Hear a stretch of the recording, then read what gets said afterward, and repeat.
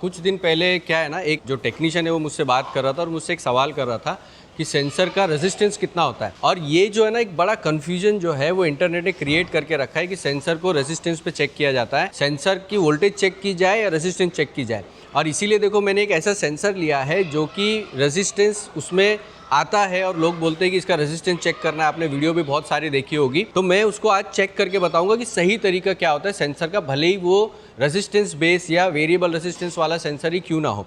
अब यहाँ पे देखो, मैं एक चीज़ और आप लोगों को बता देना चाहता हूँ। ये सारी ट्रेनिंग जो है वो हमने हमारी बुक में, देखो जैसे अब यहाँ पर आप आते हो, ये है क्रैंकशाफ्ट पोजीशन सेंसर, मेरे सामने यहाँ पर है। पीछे गाड़ी है, इसका ख़राब हो गया था, हम लोगों ने इसको चेंज किया था और चेंज करने के बाद में भी क्या फ़र्क पड़ा था वो भी मैं आपको बताऊंगा। यहाँ पर देखो, दो टाइप का सेंसर है। पहला देखो, यहाँ पर आपको इंडक्टिव टाइप सेंसर दिखाई दे रहा है, यहाँ पे लिखा है magnetic pickup type, 2 wire AC analogue signal generate करता है। ठीक है, AC एनालॉग सिग्नल मतलब ये AC वोल्टेज पे काम करता है। यहाँ पर देखो, इसका ना वोल्टेज ओपन हार्नेस में हमने लिखा हुआ है।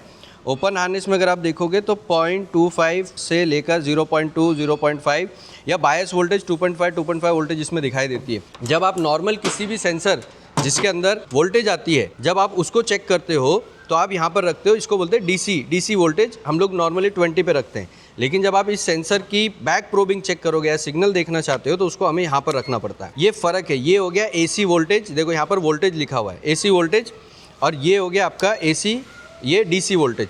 तो इस सेंसर की जो टेस्टिंग है वो हमको AC वोल्टेज पे करनी पड़ती है। एक चीज़ और लोगों को गलतफहमी है कि इसमें करंट आता है। देखिए, करंट पे नहीं होता है, ये वोल्टेज पर ही हो रहा है, पर AC वोल्टेज। अगर करंट आप चेक करते हो किसी भी सिस्टम का तो आपको ये रेड प्रोब को यहाँ से निकाल के यहाँ पे लगाना पड़ता है। लेकिन जब आप सेंसर चेक कर रहे हो तो उसको यहाँ पर जो है ना, यहाँ पर कनेक्ट करना पड़ता है।